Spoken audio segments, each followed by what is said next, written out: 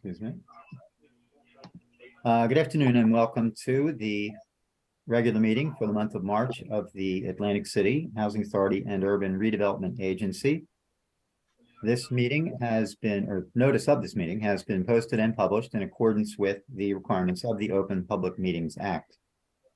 At this point, I would like to take a roll call of the commissioners. Commissioner Devenish. Present. Thank you. Commissioner Dorsey. Present. Commissioner Gabay. Present. Commissioner Hussain. Commissioner Johnson. Here. Commissioner Tweedle. And Chairwoman Marshall. Present. Thank you. We have 5 commissioners present. That is a quorum to conduct business. At this point, I would ask everyone to join in the Pledge of Allegiance. I pledge allegiance to the flag of the United States of America and to the republic for which it stands, one one nation, under God, indivisible, with with liberty and justice for all. Thank you. We are now at item 3 on the meeting agenda, which is participation of the public. All right. Is there anyone out there wishing to speak? It's Michelle. Post on Michelle if you want to go ahead if you have any questions. Michelle. Hey, hi. Yeah. Well, I was just hoping for an update, not just on Stanley Homes, but also on a couple of the buildings that have scaffoldings out. Apparently, I've heard that there's portions of the exterior are kind of falling. And I was also wondering when the last time an engineer's report was done on any of your high rises, since, you know, in the aftermath of the balcony collapse in Sea Isle, I know this is on people's minds. Yes. Mr. Clark is going to give an update on his report. So we'll definitely be able to have some of those answers for you. Thank you. You're welcome. Okay. Is there anyone else on that is wishing to speak? Yes, I would like to speak. Okay. You can state your name, please. Hi, I'm Brian Norwood. So I have a question. You can state. Can you hear me? Yes, I can hear you. Okay, so my question is, I asked this question a few months ago, and I'm coming back to ask it again. I would like to know when the agency will be hiring employees to work at the Section 8 department. We currently have 3 employees there, which is a temporary part-time worker, and it usually is about 5 employees working there. So I would like to have an answer on when we plan on hiring to fill those empty positions. And that's my only question. Okay. Okay, from what I understand, Mr. Clark, when we were there and had a meeting 2 weeks ago, there are people working in there now. If you have any questions or concerns, you could definitely reach out to them. But we are working on replacing staff, but there are some staff there if you have any questions or concerns. No, I'm an employee. It's only 3 employees there, and it should be 5. Yes, it definitely should be, and we are working on replacing them. But if you have any questions or concerns or any residents who have questions, you could definitely reach out to the people in that department. But we are working right now, as Mr. Clark has stated several times, we are out quite a few staff, and we are looking to hire people to replace all the positions that are vacant. Okay, thank you. You're welcome. Is there anyone else from the public that wish to speak? Anyone else from the public who wish to speak? Yes, please. Can you hear me? Yes, I can hear you. Hello, Chair. It's Charlie Cradaville, New Brunswick Today. I was calling in following up on the question I had asked last time. I did not receive a note from Mr. Manfredi, but I was able to track him down at the New Brunswick Housing Authority meeting last night, where he confirmed there is a state regulation that has some limitation on the number of positions one can hold at the helm of various public housing authorities. And I was curious if you were aware of that, if you were aware of that at the time you hired Sunbelt Industries to be the executive director. Mr. Manfredi? Yes. To clarify what Mr. Cradaville stated, there's a law in New Jersey that limits housing authorities from jointly, via a shared services agreement, employing a director for more than 3 agencies. That law does not apply to the independent retention of an individual through a consulting situation. So just to be clear, it is not applicable to the Atlantic City Housing Authority in this situation. Thank you. Okay. Thank you. Is there anyone else there wishing to speak? Yeah, can you hear sure. me? Yes. Okay, still Charlie Cradaville, and I appreciate the answer, and I'll continue to look into this. The other thing I noticed, last night at the New Brunswick Housing Authority meeting, was that we had several resolutions where the authority was acting as redevelopment agency, and we often do here in New Brunswick. And I was just curious because I've been attending, I think, every meeting you've held since August, and I can't recall seeing any resolutions related to redevelopment, but I just want to clarify this is the redevelopment agency for Atlantic City. And can somebody talk just a little bit about what redevelopment projects are approved in the pipeline and or might be coming up at future meetings? Because I'm just a little surprised to not see any items like that. Maybe you can enlighten me or someone else on the call can, and that's my final question. Okay, thank you. Atlantic City operates a little differently. And so although it's called the Atlantic City Housing Authority and Redevelopment Agency, we operate a little differently. I'm not familiar with New Brunswick. I'm not sure what they have going on there, but between the Housing Authority and the City of Atlantic City, it's a joint effort with redevelopment. So it's operated slightly different. Thank you. Are there any other questions? I'm sorry. In public session, is anyone out there who wish to speak in public session? Is there anyone else out there who wish to speak? Third and final call. Is there anyone else out there who would like to speak in public session? Okay, hearing none, we can move on with the agenda, Rick. Thank you, Chairwoman. Item number 4 is the approval of the minutes from the board's meetings of February 23rd, 2023, and the March 9th, 2023 special meeting. May I have a motion and a second? So move. Dorsey. Second by Mrs. Johnson. Thank you. Any discussion? Hearing none, we can do a roll call vote. Commissioner Devenish. Yes. Commissioner Dorsey. Yes. Commissioner Gabay. Yes. Commissioner Johnson. Yes. Chairwoman Marshall. Yes.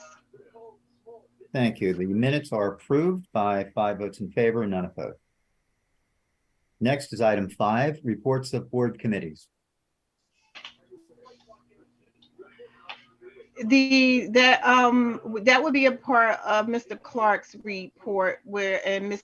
Manfredi could give an update on the committee, and Commissioner Devenish, if there's anything that she wants to share with that. Do you want to go over that now, Mr. Clark? You want to make it part of your report? We can do it as part of my report, Chair. It's easier. Okay. All right. Great.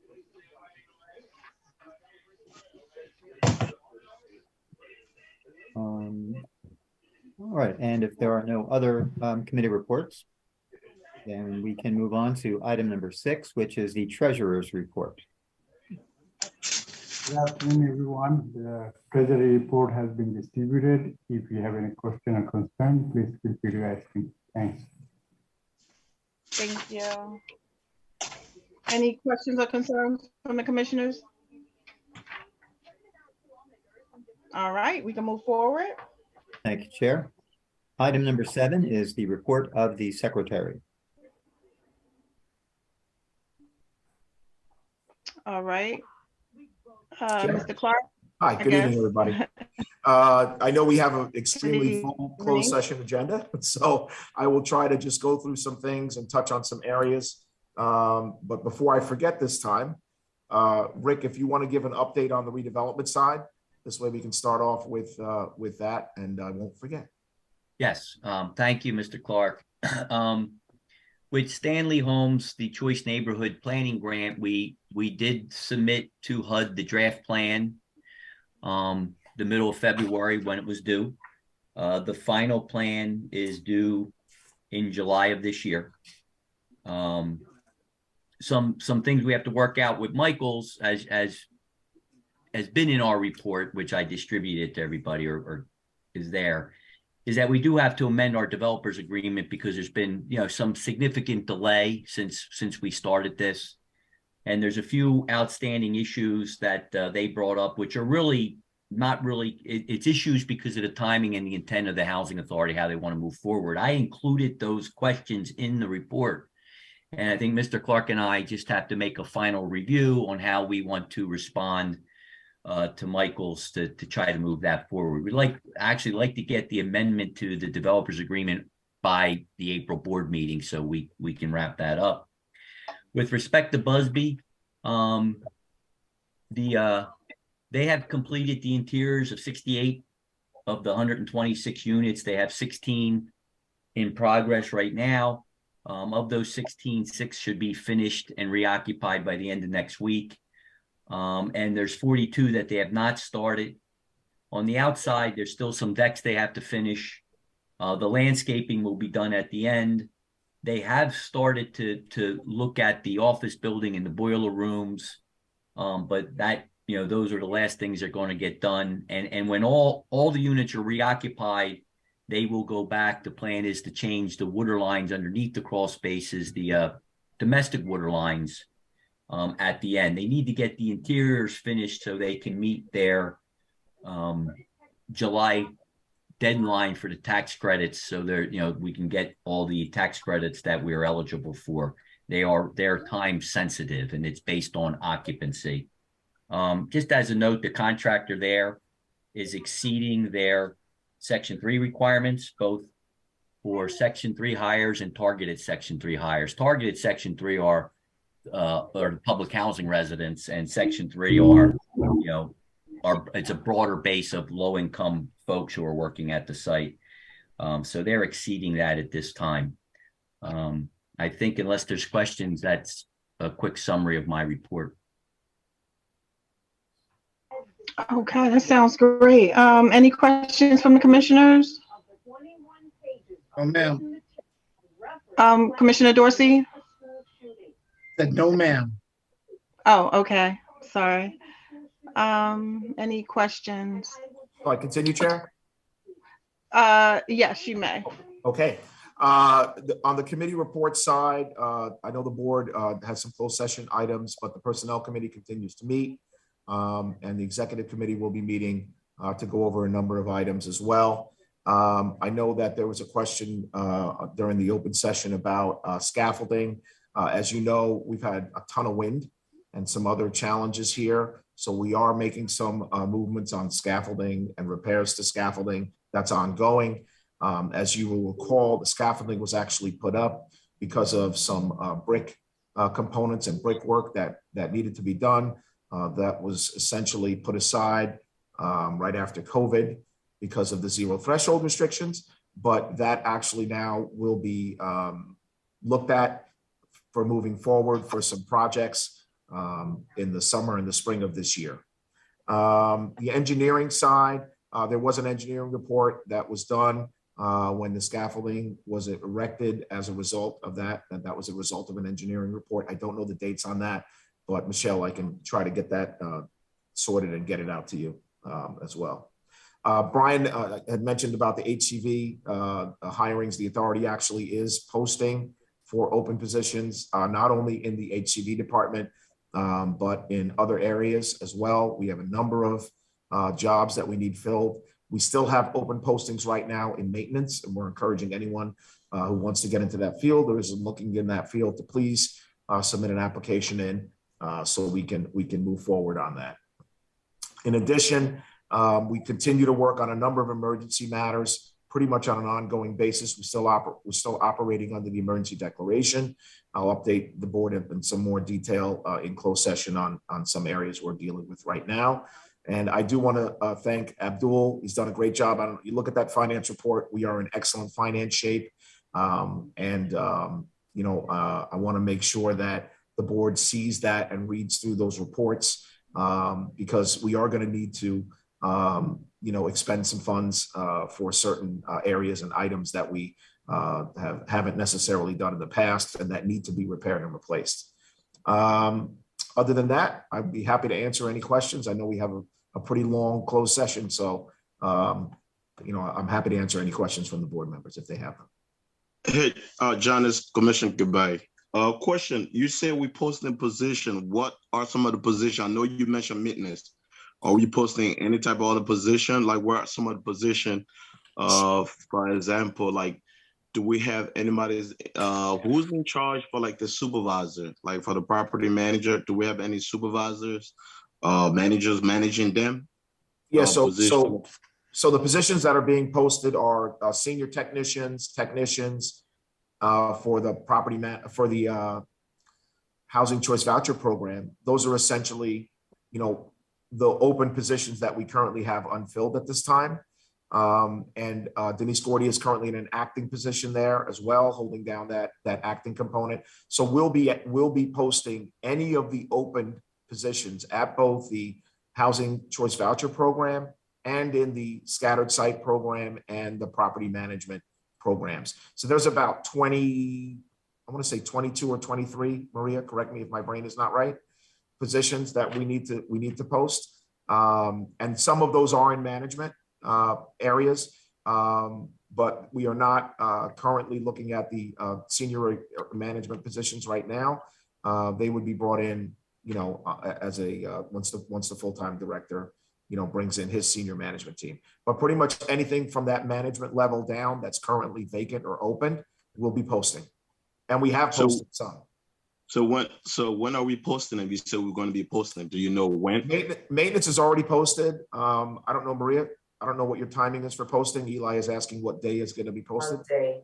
We're pushing for Monday, only because we're short staff up here too. But Monday we're going to be doing the supervising assistant, housing assistant technician, the senior, and we're pushing for 4 technicians, 3 for Section 8, 1 for eligibility. With the maintenance, we did receive applications. However, there weren't too many that qualified for the position for maintenance. And that's where we're at. But Monday, I'm projecting Monday, the postings will be set out. And there's a certain posting time, Eli, for that in accordance with the union agreements and contracts and our policy. Once we do that, we're going to probably leave them open in the active position until we find, quality, qualified people. We ran into some of the challenges on the maintenance side because, obviously with positions, we have certain requirements that people have to meet. And in many cases, applicants did not meet, those screening requirements. What about residential services? Are we posting anything for that? Because I know the low-end staff in that department too. What about that department? Yeah, we haven't posted in resident services. We may be, because we did not get a Ross grant this year. We only have the FSS grant. So that department is going to change and is changing as well. But we're looking to mobilize and make sure that we try to utilize staff in the best abilities that we can. That department is going to change a little bit. And as you may know, HUD Section 3 requirements now have expanded. So we'll probably be looking to expand that into other areas that it wasn't necessarily staffed for previously.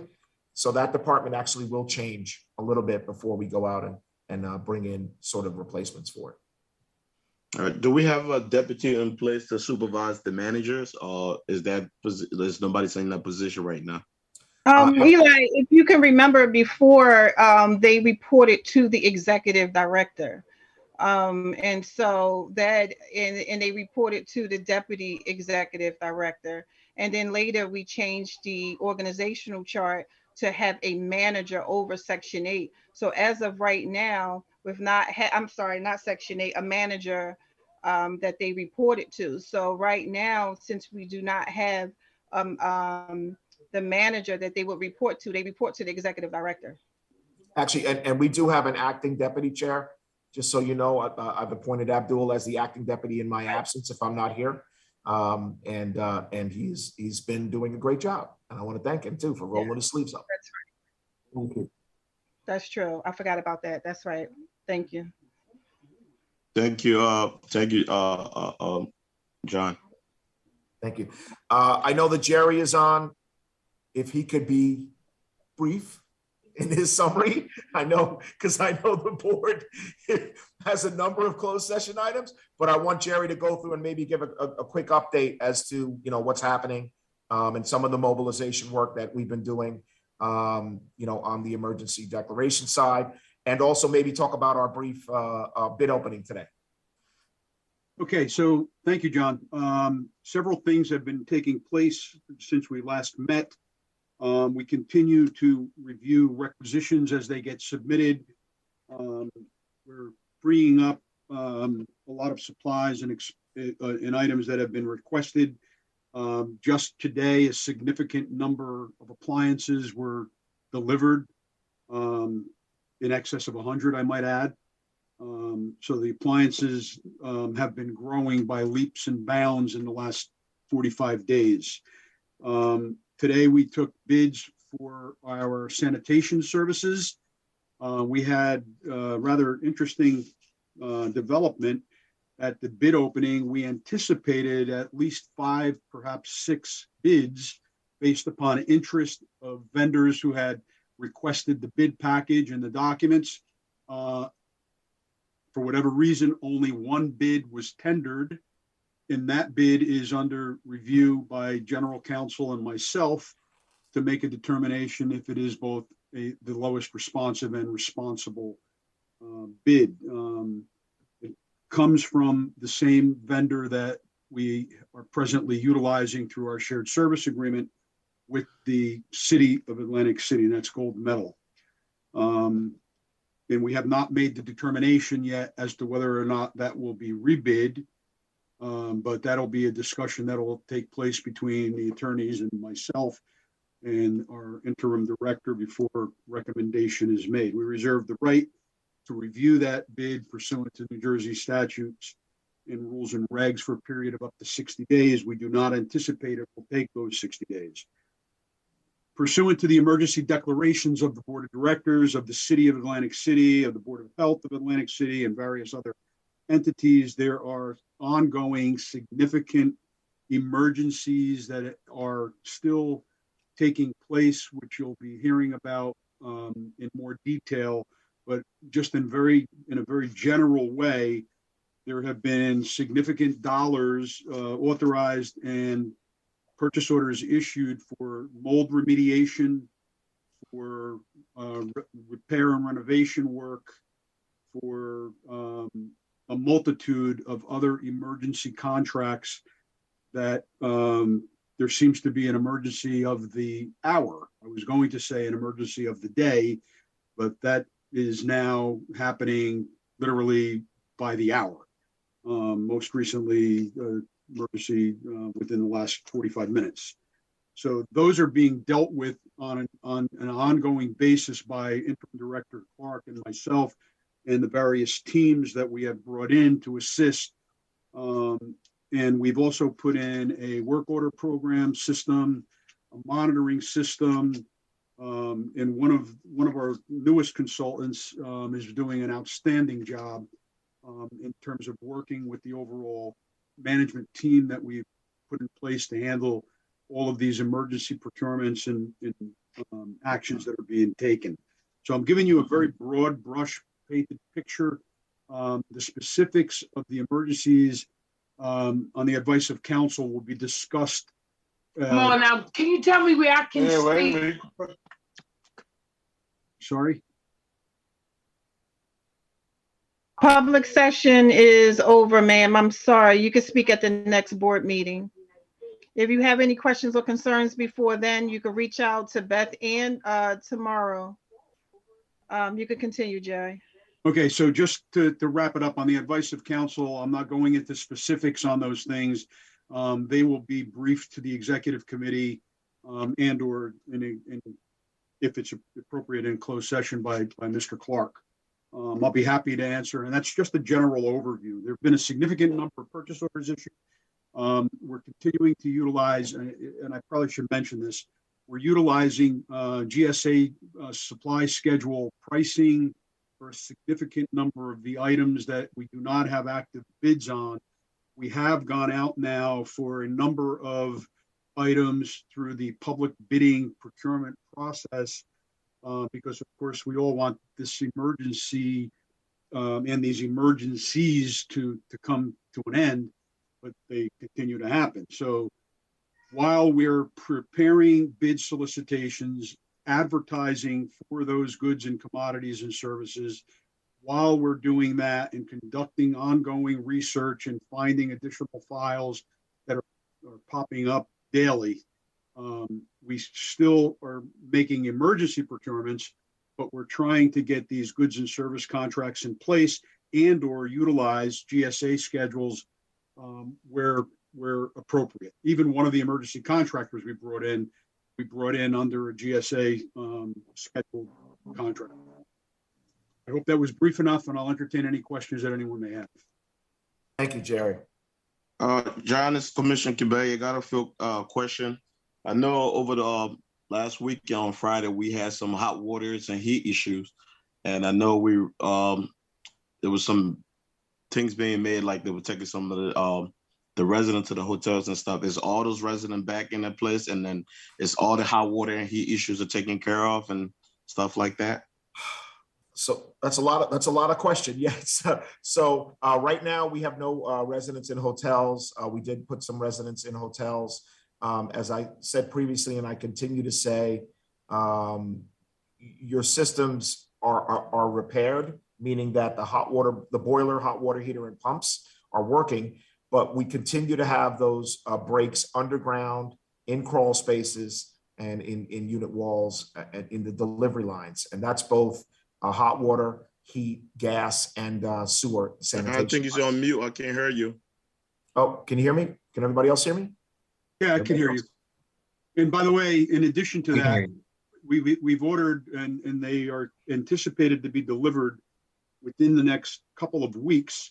And I don't want to get too far into the weeds, but major circulation pumps on those rather large boilers, the ones that are over at Stanley, where we have substantial water leakage, if you will, as a result of those pumps being very, very old, never maintained, the whole history that we've talked about ad nauseum. So one problem creates another problem. And the engineers and others are telling us that once we put those new pumps in, that will most likely create new problems because of the increased pressure that we're going to have. So Eli, can you hear me? Yeah, I can hear you now. Okay, so the short answer is we have no tenants in hotels right now, but we continue to have underground and crawl space and delivery issues, as Jerry said, on a daily basis, and we're addressing them as they occur. But as of right now, we do not have any tenants in hotels. Thank you. That's my report, Chair. All right. And any other questions? Okay, Rick, we can begin to move with the agenda. Thank you, Chair. Would I be able to just ask a question? It's Michelle again. Yes, Michelle. Yeah, I had heard that there were also I believe today or maybe yesterday some gas lines were shut off. Can Mr. Clark give an update on those? Okay, Mr. Clark. Yeah, sure. Yeah, Chair, we are currently working on a number of areas that have some gas issues.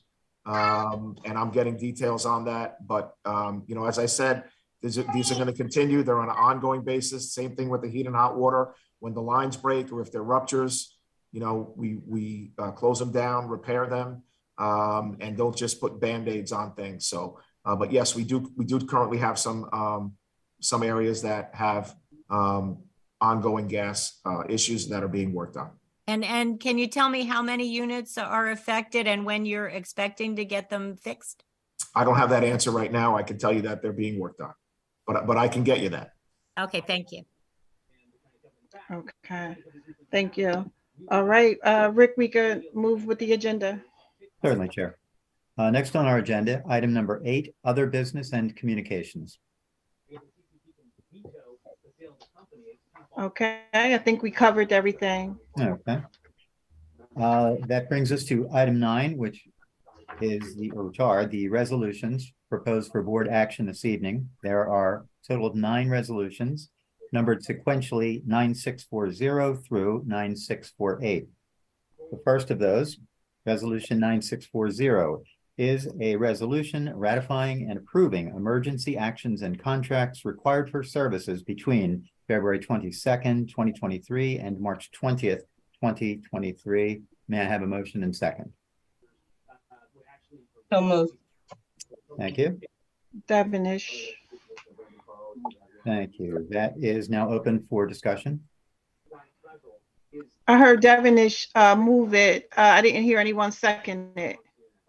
Oh, I'm sorry, Chair. I thought I put you down as a second. I did, Chair. Oh, We'll use Ms. Johnson. thank you. Okay. And now we are open for discussion. And seeing none, we can entertain a roll call vote. Commissioner Devenish. Yes. Commissioner Dorsey. Yes. Commissioner Gabay. Commissioner Gabay. Yes. Thank you. Commissioner Johnson. Yes. And Chairwoman Marshall. Abstain. All right. That resolution passes 4 in favor, none opposed, 1 abstention. Next, Resolution 9641, a resolution ratifying an amendment to the flat rent of the public housing program for all AMPs. May I have a motion and second? Motion, Marshall. Thank you. And do we have a second? Second, Johnson. Thank you, Commissioner. That resolution is now open for discussion.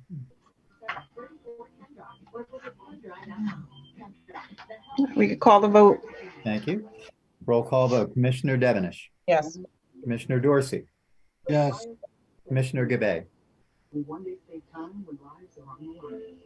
Commissioner Gabay. Yes. Thank you.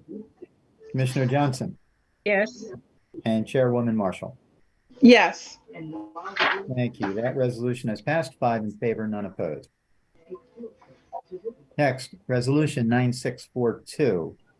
This is a resolution authorizing acceptance of the Capital Fund Program for federal fiscal year 2023, thereby approving the annual statement budget, parenthetically Form HUD-50075.1 in parentheses, for the 2023 CFP grant and certifying that all work items /DLIs included in the annual statement /budget are from the most recent 5-year action plan with approval by HUD.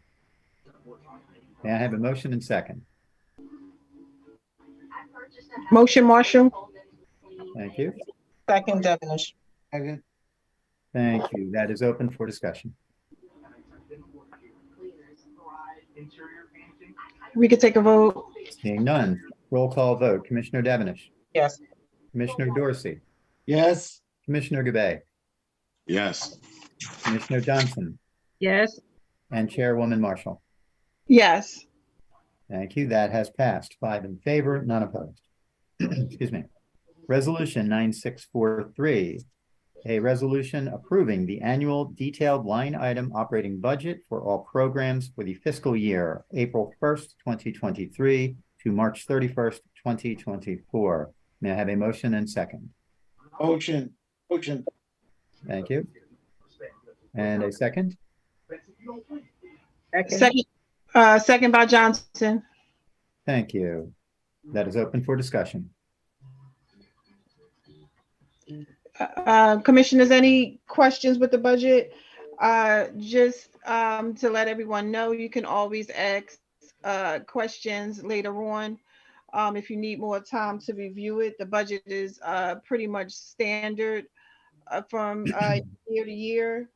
And it also shows last year's budget and a variance and so forth. So if you don't have any questions tonight, you can always ask questions later on. It's a blueprint on pretty much how we're going to operate going forward the next year. So changes could always be made. Ms. Marshall, is that available online for us, for the public? It will be once the DCA approves it. Ms. Post, was that a public comment?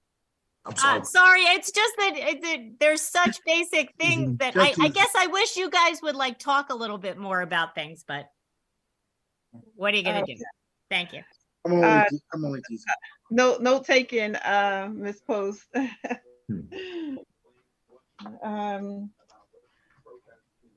Okay, there are no current questions, so we can call the vote. Thank you, Chair. Commissioner Devenish. Yes. Commissioner Dorsey. Yes. Commissioner Gabay. Abstain. Commissioner Johnson. Yes. And Chairwoman Marshall. Yes. Thank you. That resolution has passed. 4 in favor, none opposed, 1 abstention.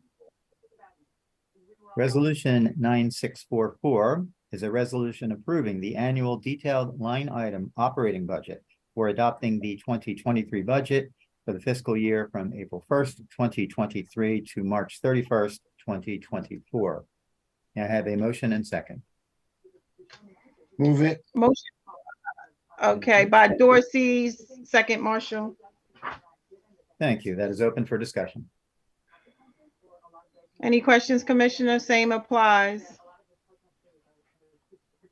Standard information. You can always call me if you have any questions as well.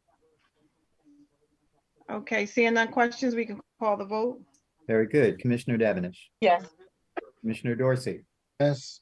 Commissioner Gabay. Abstain. Commissioner Johnson. Yes. And Chairwoman Marshall.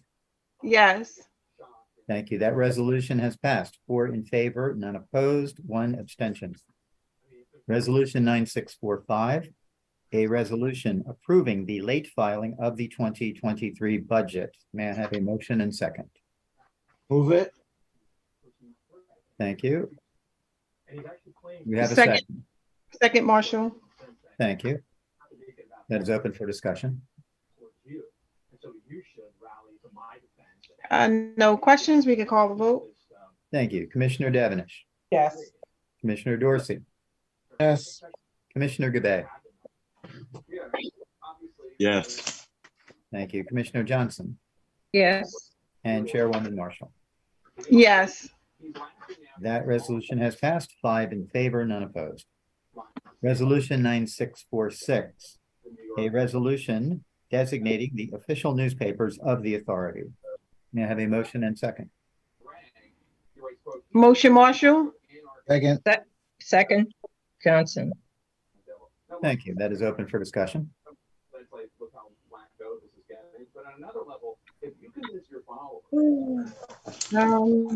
Can we are we adding the Philadelphia Inquirer in there too or no? No, we typically use 3 newspapers, and I had a conversation with Beth, and we wanted to be clear. I know some commissioners had questions where we advertising. We have done this resolution in the past. If you look at our paper is the Press of Atlantic City, so that's always a given, which we do that. The Courier Post covers South Jersey as well as the Philadelphia area, and a Society page is a Hispanic newspaper that covers the population in Atlantic County. And as you know, we always have to post with the City of Atlantic City and the clerk's office. So we felt, in speaking with Beth and looking at things that the City of Atlantic City does, and also our school district, that these are the basic ones that will cover our needs. So we can't add another one in there. Thinking like special, like we're trying to fill out some position for qualified employees instead employees to come to the agency. Is there any way we can add another one, a fourth one? Well, I will say, and you know what, Mr. Clark, I think I know you're going to say, go ahead, speak to that. Yeah, Eli, this is for the separate solicitations as utilization. We do more than just these newspapers when we do jobs. We also use Indeed. We have a much larger footprint than just these papers for employment. This is for the solicitation side.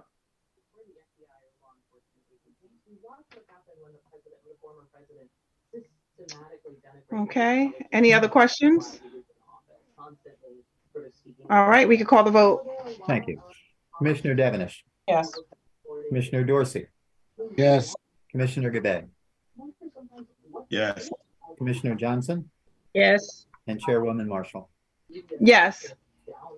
That resolution has passed, 5 in favor, none opposed. Resolution 9647, a resolution authorizing the charge off of tenants' accounts receivable that are uncollectible for the fiscal year ending March 16th, 2023, AMPS 000001 00002 3, 4, 5, and 6. May I have a motion and second? A motion, Marshall. Thank you. Percy. That is open for discussion. Yeah, I have a question. Where some of these, like, let's say some of the residents that are not paying their rent due to, like, I guess over here in Stanley with, like, they didn't have heat or hot water or gas and stuff like that. You know, what are we doing? What are we putting in place to be able to collect that money, or are we have anything in place to work with them?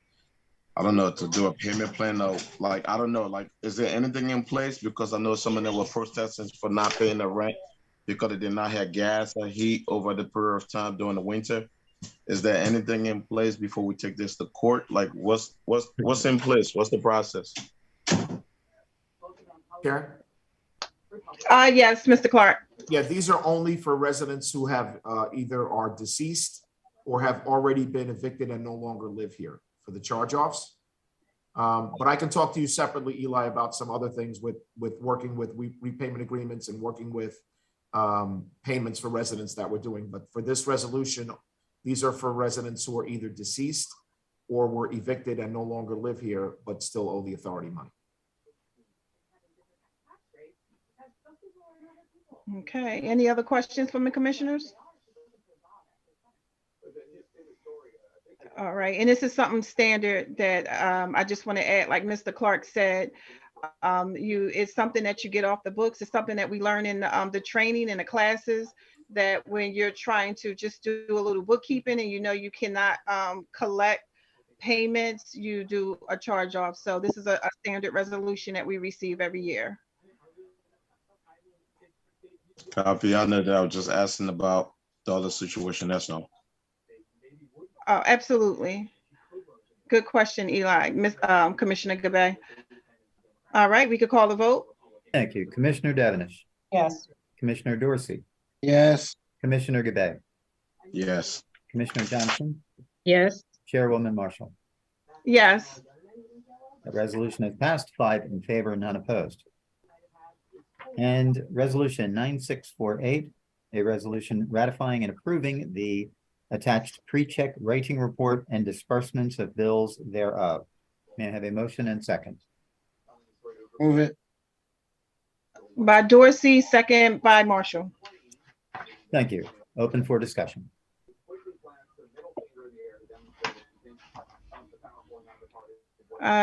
Seeing no questions, we could move with the roll call vote. Thank you. Commissioner Devenish. Abstain. Abstain. Thank you. Commissioner Dorsey. Yes. Commissioner Gabay. Abstain. Commissioner Johnson. Yes. Commissioner Marshall. Yes. I'm sorry, Chair Marshall. And that's it. That resolution does not pass, as it would require 4 affirmative votes. There were 3 affirmative votes with 2 abstentions. Okay. Move for reconsideration. All right, we have a motion for reconsideration from Commissioner Dorsey. Is there a second for that motion? Second. And the motion for reconsideration of the last vote is now open for discussion. Commissioners, are there any questions that you may have about this resolution, about any payments? If this resolution don't pass, we can't pay our bills. I'd just like to say to my fellow commissioners that, obviously some of these things are standard business procedures that need to be done.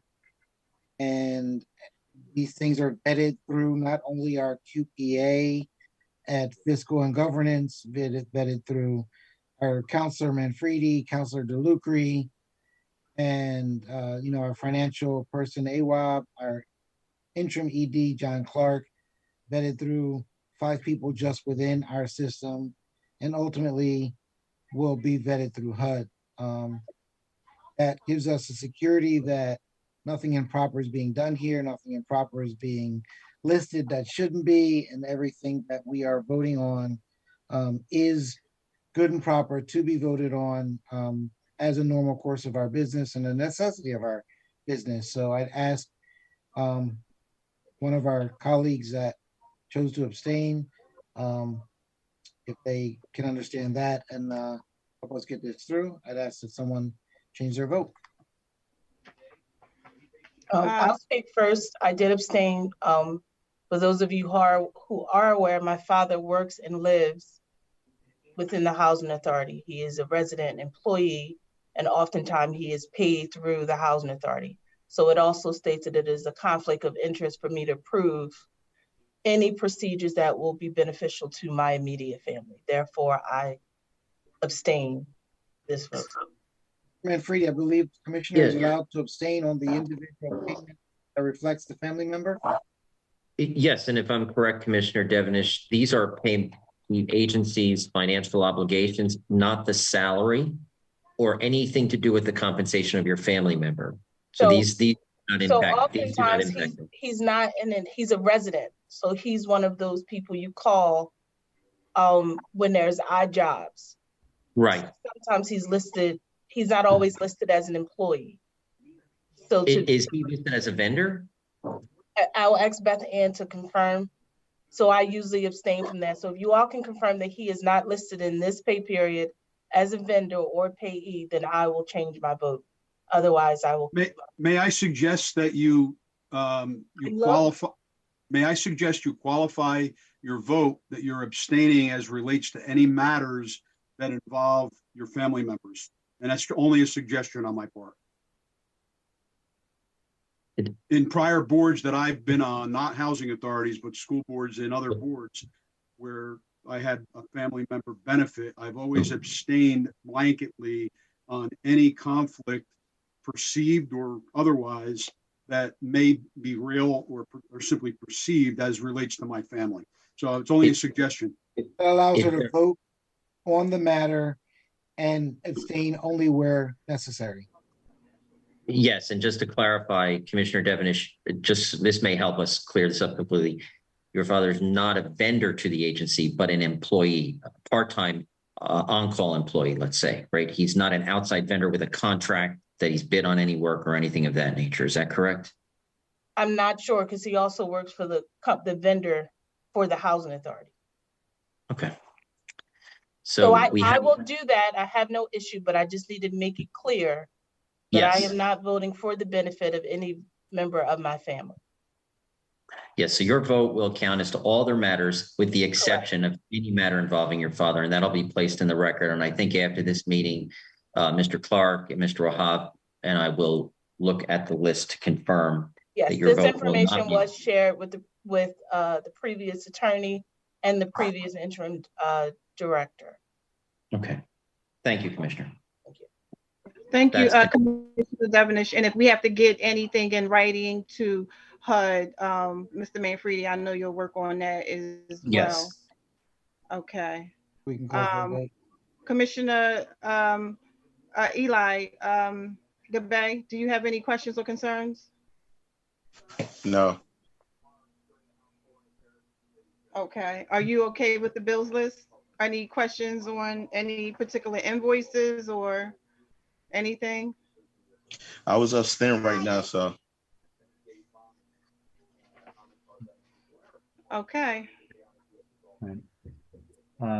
If we're ready for a vote, I would note for the board that will actually be 2 votes. The first vote will be on Commissioner Dorsey's motion for reconsideration of the earlier vote. And if that passes, then there would be a second vote on Resolution 9648. So we have a motion and second on the reconsideration motion, and we've had discussion, so we're ready for a roll call on that. And again, this is the resolution to reopen the vote on Resolution 9648. Commissioner Devenish. Yes. Thank you. Commissioner Dorsey. Yes. Commissioner Gabay. Abstain. Commissioner Johnson. Yes. And Chairwoman Marshall. Yes. So the motion for reconsideration has passed 4 in favor, none opposed, 1 abstention. That allows us to move then to a motion to approve bills. All right, a motion, thank you, from Commissioner Dorsey, and a second. Second, Marshall.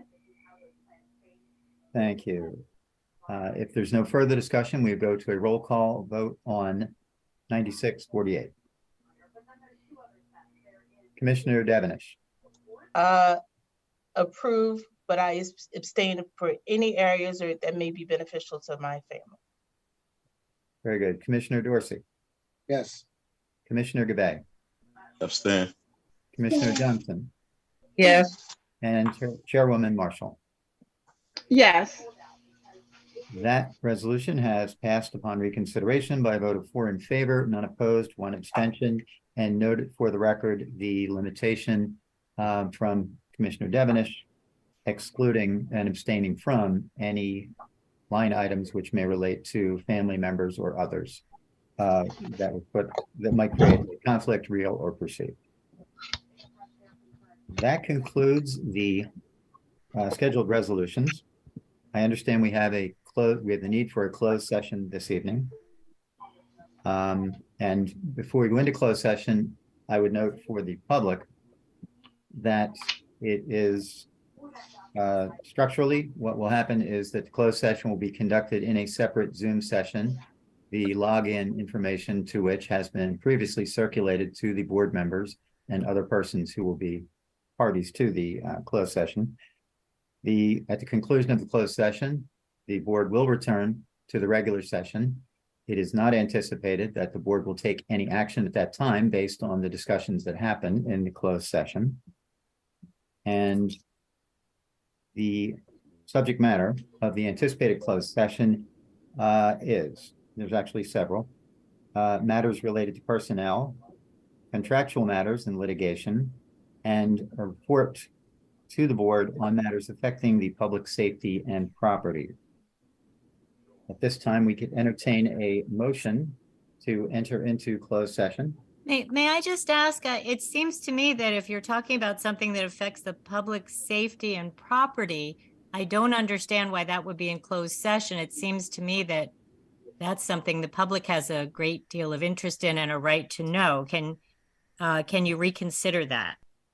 Well, I would point out, and without foreclosing the board's ability to respond or comment on that, there is a specific provision within the Open Public Meetings Law that allows for the board to enter into executive session to discuss any tactics and techniques utilized in protecting the safety and property of the public, providing that disclosure could impair such protection, as well as any investigations of violations or possible violations of the law. So it's fairly broad and allows for a public body to discuss freely issues which may impact the public safety and property, and to discuss alternative methods of dealing with those things. And obviously, when action is proposed to be taken, then that would be done publicly. But you're saying there's a public safety issue at one or more of your properties? That is not what I said. Okay. No, I mean, that's the way it reads to me. So if because there was talk about a lot of emergency issues coming up. So I would just like to ask that as much as possible should be shared with the public about what any of these emergency situations might be that would affect public safety. And your point is well taken, and that is the practice of the board generally, that they keep the public involved and informed, but there needs to be an opportunity first for them to hear from their consultants and professionals as to what the situation is and what the alternative approaches may be.